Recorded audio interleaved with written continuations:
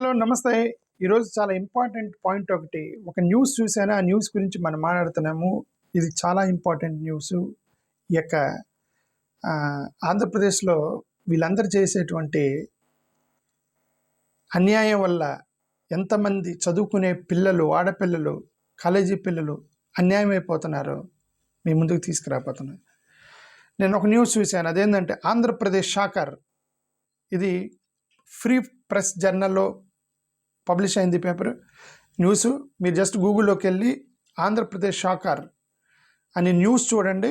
ఇది ఓపెన్ అయితే మీకు ఏంటంట, mother attempts to end life after learning of minor daughters drug addiction in గుంటూరులో ఒక అమ్మ ఆత్మహత్యకి పాల్పడిందంట. ఎందుకు అమ్మ ఆత్మహత్యకి పాల్పడిందంటే కూతురు డ్రగ్ అడిక్షన్కి గురైందని చెప్పేసి ఆమెకి తెలుసుకొని ఆత్మహత్య చేసుకుందట. దానికే ఆత్మహత్య చేసుకుందా అంటే లేదు, దానికి ముందు చాలా జరిగాయి. దానికి ముందు ఏం జరిగిందంటే, ఈ అమ్మాయి ఇంటర్మీడియట్ ఫస్ట్ ఇయర్ చదువుతుందంటే అదే కాలేజీలో ఒక సీనియర్ పిల్లోడు ఆ అమ్మాయిని ఇన్స్టాగ్రామ్లో ఇద్దరు పరిచయం అయ్యారట. వాడు ప్రేమ అన్నాడా? వాడు ప్రేమ అయితే ఇవన్నీ జరగవు. వాడు ప్రేమ కాదు, వాడు ఏదో నటించాడు. మొత్తాన్ని అమ్మాయిని నమ్మించి అమ్మాయిని రూమ్కి తీసుకెళ్ళాడు. డ్రగ్స్ అలవాటు చేశాడు అమ్మాయికి. వాడు డ్రగ్స్ అలవాటు చేసి ఇక ఇద్దరు మత్తులో ఉన్నప్పుడు ఇక అబ్సీన్ బట్టలు లేకుండా వీడియోలు, ఫోటోలు తీసుకున్నాడు. వాడు తీసుకొని అంటే వాడు ఒక్కడే తీసుకోలేదు, ఈ అమ్మాయి కూడా తీసుకుందని మనకైతే అర్థమైంది. ఎందుకంటే ఆ అమ్మాయి ఫోటోలోనే వాళ్ళ అమ్మ చూసింది, ఫోన్లోనే వాళ్ళ అమ్మ చూసింది. ఓకే, ఇద్దరు కలిసే తీసుకున్నట్టున్నారు ఈ obscene videos, photos. Okay, so వాళ్ళమ్మ సడన్గా ఫోన్ చెక్ చేస్తూ కూతురు ఫోన్ని టకాన్ చెక్ చేసింది. ఒకసారి కనిపించింది, సరే వదిలేసిందట. తర్వాత స్లోగా అప్పటి నుంచి మదర్కి డౌట్ వచ్చి అవన్నీ చెక్ చేస్తూ పోయింది. ఫైనల్గా ఒక కన్ఫర్మేషన్కి వచ్చింది, నా కూతురు వేరే అబ్బాయితో తిరుగుతుందని చెప్పి. దరిద్రమైన ఫోటోలు ఇవన్నీ ఉన్నాయి ఫోన్లో అని చెప్పేసి ఆ అమ్మాయిని, కూతుర్ని నిలదీసింది. నువ్వు ఇదంతా ఎందుకు చేస్తున్నావని. ఆ అమ్మాయి ఎప్పటికే డ్రగ్ ఎడిక్ట్ అయింది. ఆ అమ్మాయి ఎప్పటికే డ్రగ్ ఎడిక్ట్ అయిన వాళ్ళకి కోపం ఎక్కువ ఉండేది. ఆ అమ్మాయి తల్లి మీద దాడి చేసిందట, ఆడపిల్ల తల్లి మీద దాడి చేసిందట. సో కూతురు డ్రగ్ ఎడిక్ట్ అయ్యి అబ్బాయితో తిరుగుతూ అబ్సీన్ ఫోటోలు తీసుకొని ఎందుకు అని ప్రశ్నించిన తల్లి మీద దాడి చేసిన కూతురు గుంటూరులో. కాబట్టి తట్టుకోలేని తల్లి ఆత్మహత్యకి పాల్పడింది. కూతురు కాదు, తల్లి ఆత్మహత్యకి పాల్పడింది కూతురు యొక్క ప్రవర్తన చూసి. ఇప్పుడు ఇట్లాంటి న్యూస్ చాలా ఉంటాయి. ఏంది రమేష్ దీంట్లో నువ్వు ఏంది ఇప్పుడు చెప్పేది అంటే, ఇది డ్రగ్ అడిక్ట్స్కి సంబంధించి నాకు ఒక పెద్ద బాధేసి నేను మీకు చెప్తాను. ఇప్పుడు subject is not that girl, mother తల్లి కాదు subject in the drug addiction to the college students. ఈ కాలేజీ పిల్లలకి డ్రగ్ అడిక్షన్కి అలవాటు చేసేటువంటి ఈ యొక్క వ్యవస్థలు ఎక్కడి నుంచి వచ్చాయి, ఎందుకు పట్టుకోవట్లేదని నాకు పెద్ద డౌట్ వచ్చింది. గవర్నమెంట్ ఇప్పటికీ, ఆంధ్రప్రదేశ్ గవర్నమెంట్, చంద్రబాబు నాయుడు గారు ఇప్పటికీ మీరు ఇచ్చిన న్యూస్ పేపర్ల ప్రకారం, అక్కడక్కడ వచ్చిన దాని ప్రకారం 53,097 కేజీల క్యానబిస్ పట్టుకున్నారు, గంజాయి పట్టుకున్నారు. ఇప్పటికే ఎంత? 53,097 కేజీలు గంజాయి పట్టుకున్నారు. 5,045 పెడ్లర్స్ని పట్టుకున్నారు. ఎంతమంది? 5,045 మంది సప్లై చేసేవాళ్ళని పట్టుకున్నారు. వీళ్ళందరూ చిన్న చిన్న చేపలు. 5,045 పెడ్లర్స్. నువ్వు సముద్రంలో చేపలకి వలేసినప్పుడు చిన్న చిన్న చేపలు ఉంటాయి కదా, అవి వీళ్ళు వేలల్లో పడతాయి. వాటిని ఏమంటారు మరి? చిన్నవి. ఆ చిన్న చిన్న చేపలు వేలల్లో పడతాయి. పెద్ద చేప ఉండేది, అది పడితే నీ వలకు చిక్కదు. అది నువ్వు ఒక వలేసినప్పుడు దాంట్లో చిన్న చేపలు, పీతలు, పిడకలు మొత్తం వచ్చి పడతాయి. అవన్నీ పాపం అవి చిన్నవి. అవి ఆ పెద్ద చేప ఉంటుంది, దొంగ చేప, అది దొరకదు. ఈ పెడ్లర్స్లో నేను అడిగి 5,045 మంది పెడ్లర్స్, చిన్న చిన్న సప్లై చేసేటువంటి పెడ్లర్స్ మీరు పట్టుకున్నారు. కానీ దీని వెనుకున్న ఆ ముఠా నాయకుడు ఎవరు? పెద్ద నాయకుడు, ముఠా నాయకుడు ఎవరు? వాళ్ళని ఎందుకు పట్టుకోలేదని నేను చంద్రబాబు నాయుడు గారిని అడుగుతున్నా. ఓకే, వాళ్ళని పట్టుకోకపోతే ఈ చిన్న వాళ్ళని మీరు 5,000 మంది కదా, 5 లక్షల మంది పెడ్లర్స్ని మీరు అరెస్ట్ చేసినా సరే, ఆ పెద్దోడు ఉన్నాడే వాడు అరెస్ట్ అయ్యి ఇంకొకటి చేత సప్లై చేస్తాడు, వాడు ఆపడు దాన్ని. కాలేజీ పిల్లలకి డ్రగ్స్ దొరుకుతున్నాయి అని అంటే జస్ట్ ఇమాజిన్. నేను అదే చెప్తున్నా, కాలేజీ పిల్లలకి డ్రగ్స్ అమ్మటం ఆంధ్రప్రదేశ్లో. ఇది ఏదో చాలా సీరియస్. చంద్రబాబు నాయుడు గారు 10,000 కేజీల గంజా 5.21 crore పట్టుకొని విశాఖపట్నంలో మేము నాశనం చేసాము అని చెప్పి నవంబర్ 2025లో చెప్పారు. 1,435 మందిని అరెస్ట్ చేసామన్నారు. 533 కేసులు పెట్టాము 2024 నుంచి అని చంద్రబాబు నాయుడు గారు చెప్పారు. రీసెంట్గా ఒక కమిటీ వేశారు. ఏంటి, state cabinet sub committee of ganja control September 2025న ఒక కమిటీ వేశారు. Dismantle narcotic supply network. కరెక్టే, సప్లై నెట్వర్క్. మీరు నెట్వర్క్ని డిస్మాంటిల్ చేస్తున్నారు. నెట్వర్క్ని పంపించేవాడిని మీరు ఎందుకు డిస్మాంటిల్ చేయలేదు అని అడుగుతున్నా. ఈ సాలిపురుగులు ఉంటాయి కదా, నెట్వర్క్, ఇవన్నీ కూడా బూజు పడతాయి కదా, సాలిపురుగులు మొత్తం నెట్వర్క్ క్రియేట్ చేస్తాయి. నువ్వు చీపురు తీసుకొని నెట్వర్క్ తీసేసావనుకో, బట్ ఆ నెట్వర్క్ని స్టిచ్ చేసేటువంటి సాలిపురుగు నువ్వు చంపలేదనుకోండి, అది మళ్ళీ వచ్చి నెట్వర్క్ క్రియేట్ చేసింది. అది నేనేమన్నానంటే, వీళ్ళు చంద్రబాబు నాయుడు గారు కానీ దేశవ్యాప్తంగా కానీ ఈ ముఖ్యమంత్రులు వీళ్ళందరూ చిన్న చిన్న చేపలను పట్టుకొని నెట్వర్క్లో గంజా పెడ్లర్స్ని పట్టుకున్నారు తప్ప గంజా మాఫియా డాన్ ఎవడో ఉంటాడు వాడిని మాత్రం వీళ్ళు పట్టుకోవట్లేదు అని నేను చెప్పదలుచుకుంది. ఆడున్నంత వరకు ఈ కాలేజీ పిల్లలు ఇలా డ్రగ్స్ తీసుకొని అబ్బాయిల రూములకి వెళ్ళి తిరిగి వాళ్ళ అమ్మను కొట్టి వాళ్ళ అమ్మని తల్లి సూసైడ్ చేసుకోవాలి, కూతురు చేసిన తప్పుకి. గుంటూరులో జరిగిన ఈ విషయం, బాధాకరమైన విషయం గురించి చెప్తున్నా. ఓకే, చంద్రబాబు నాయుడు గారు ఎన్నికలప్పుడు వైఎస్ఆర్సీపీ వాళ్ళు వెనక ఉన్నారు, గంజా వెనక వైఎస్ఆర్సీపీ ఇన్వాల్వ్మెంట్ ఉంది అని ఎలక్షన్ క్యాంపెయిన్ చేశారు. నేను చంద్రబాబు నాయుడు గారు ఎలక్షన్ క్యాంపెయిన్లో వైఎస్ఆర్సీపీ వాళ్ళు ఉంటే మీరు ఎందుకు ఒక్క వైసీపీని కూడా అరెస్ట్ చేయలేదు ఇప్పటివరకు? మీరు పొలిటికల్ స్టేట్మెంట్లు చేస్తున్నారు కానీ ఎగ్జాక్ట్గా మీరు యాక్చువల్గా మీరు అది ఎంక్వైరీ చేయట్లేదు అంటున్నా. ఈడీ, సిబిఐ వీళ్ళందరూ వేయాలి.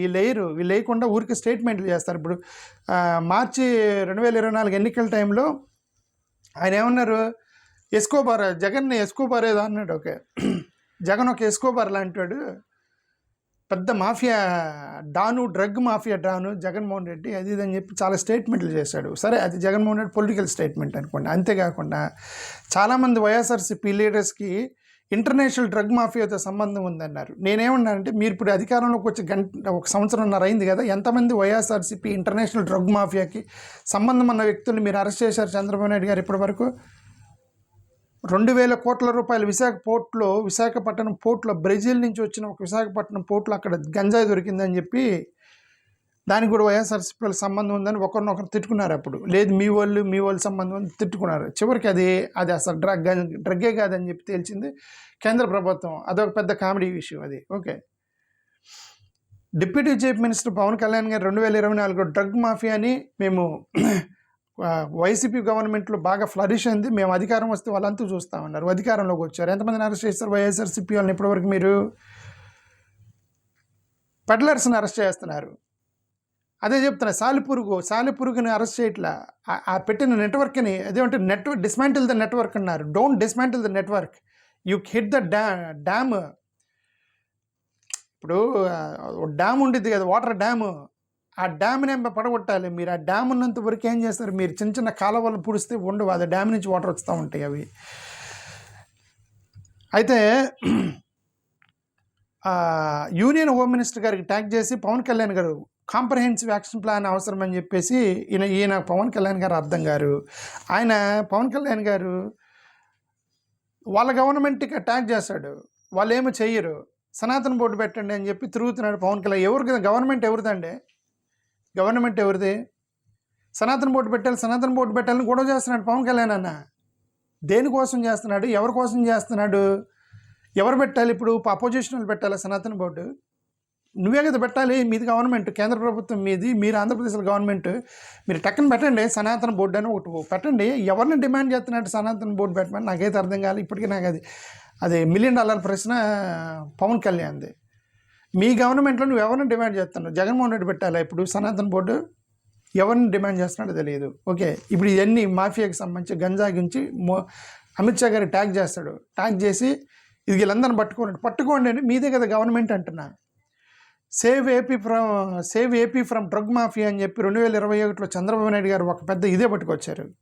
కానీ ఏమైంది, ఇప్పుడు మీ గవర్నమెంట్ మీరు పట్టుకోండి అంటున్నా. ఎందుకు కాలేజీల్లోకి ఇది వెళ్ళిందంటున్నా, ఎందుకు కాలేజీల్లోకి డ్రగ్ వెళ్ళింది, ఎందుకు ఒక అమ్మాయి డ్రగ్ తీసుకుంది, ఎందుకు అబ్బాయి దగ్గరికి వెళ్ళింది, తల్లి మీద ఎందుకు దాడి చేసింది, తల్లి ఎందుకు సూసైడ్ చేసుకోవాలి?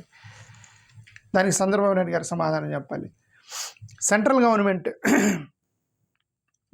మోస్ట్ కామెడీ, ఈ కామెడీ ఏంటంటే central government, NDA central government anti narcotic enforcement NCB అంటారు, ఈడీ, వీళ్ళందరూ కూడా వాళ్ళు స్టేట్మెంట్ చేస్తారు ఏమని, ఇదిగోండి పొలిటికల్స్ క్రిమినల్స్ కలిసి ఈ యొక్క నెట్వర్క్ క్రియేట్ చేస్తున్నారని వాళ్ళే చెప్తారు. ఎవరు?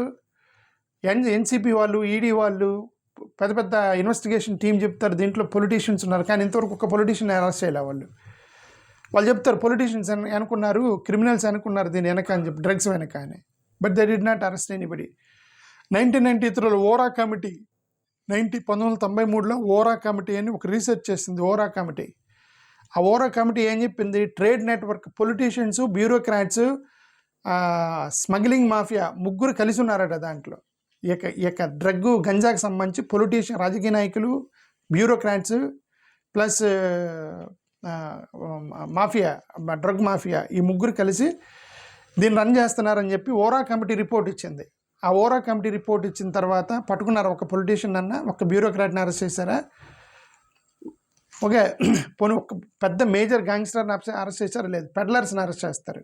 పెడ్లర్స్, వాడికి అరే ఇది ఇది ఇది ఒక కేజీ, దీన్ని జేబులో పెట్టుకొని దొంగతనానికి తీసుకెళ్ళి చెన్నైలో ఇచ్చేస్తే నీకు 800 రూపాయలు కూలి ఇస్తాను, 1000 రూపాయలు కూలి ఇస్తానంటారు కదా, ఆ కూలీని పట్టుకుంటున్నారు అనమాట వీళ్ళు. మొన్న కనుక గంధపు చెక్కలు ఉన్నాయి కదా, ఎర్రచందనం తీసుకెళ్ళి అక్కడ పవన్ కళ్యాణ్ నేను పట్టుకుంటా అన్నాడు. వాళ్ళదేముంది, వాళ్ళు కూలీలు, వాళ్ళు 1000 రూపాయలు తీసుకొని వచ్చి కొట్టుకొని తీసుకుపోతారు. అసలు వెనక మాఫియా ఉండిద్ది, పొలిటీషియన్స్, బ్యూరోక్రాట్స్ వీళ్ళు ఉంటారు. ఓకే, వాళ్ళని పట్టుకోవట్లేదు వీళ్ళు. పంజాబ్ హైకోర్టు 2005లో ఒకటి చెప్పింది. పంజాబ్ హైకోర్టు డ్రగ్ మాఫియాకి పోలీసులకు సంబంధం అని చెప్పి పంజాబ్ హైకోర్టు తేల్చింది. డ్రగ్ మాఫియాలో పోలీసులు ఇన్వాల్వ్, డైరెక్ట్గా పోలీసులు ఇన్వాల్వ్ అయ్యారట పంజాబ్లో. ఇదంతా కూడా ఇది పెద్ద నెట్వర్క్ నడుస్తుంది. అదే నేను చెప్పేది ఏంటంటే, ఆ న్యూస్ చూసా నాకు Andhra Pradesh shocker, mother committed suicide because of daughter addicted to drug addiction అనగానే, ఇందిరా ఎడిపోతుండ్రా ఈ కాలేజీ పిల్లలు, ఏందిరా డ్రగ్ తీసుకోవటం ఏంటి అని నాకు అనిపించి, నేను చంద్రబాబు నాయుడు గారికి ఇంకోసారి రిక్వెస్ట్ చేస్తున్నాను, మీరు చేయదలిసి స్ట్రిక్ట్గా చేయండి. ఇది ఎందుకంటే ఇది మన రేపు పొద్దున మన పిల్లలు ఒకవేళ మన పిల్లలు తప్పించుకున్నా ఆ నెక్స్ట్ జనరేషన్ మనవళ్ళు మనవరాళ్ళు వాళ్ళు ఎడిక్ట్ అవ్వచ్చేమో. సరే, వాళ్ళు తప్పించుకున్నా వాళ్ళు మంచిగా అయ్యి ఆ తర్వాత 3వ తరం 4వ తరం ఎవడో ఒకరిని బయలు తీసుకునేది ఆ ఎడిక్షన్ అనేది. దయచేసి ఆపండి, డ్రగ్ ఎడిక్షన్ ఆపండి. అసలు ఈ సిగరెట్, బీడీ దాని గురించి మాట్లాడితే మనోభావాలు దెబ్బతినే అంటున్నారు. అదే తాగొద్దురా బాయ్, డోంట్ డ్రింక్ అంటే నువ్వు ఇమ్యులేట్ చేస్తున్నావు రమేష్ అని చెప్పి కింద కామెంట్లు పెడుతున్నారు. నా ఉద్దేశం ప్రకారం ఏంది, అసలు వైన్ షాపులు మొత్తం మూసిపడేయాలి, సిగరెట్ బీడీలు మొత్తం మూసేయాలి, గంజా మొత్తం తీసి అందరికీ పాలు నీళ్ళు మాత్రమే ఇవ్వాలని నా ఉద్దేశం. ఆ పాలు నీళ్ళు మాత్రం అలవాటు చేయండి, మిగతా అన్ని తీసిపడేయండి. ఇది నా ఉద్దేశం. థ్యాంక్ యూ, నమస్కారం.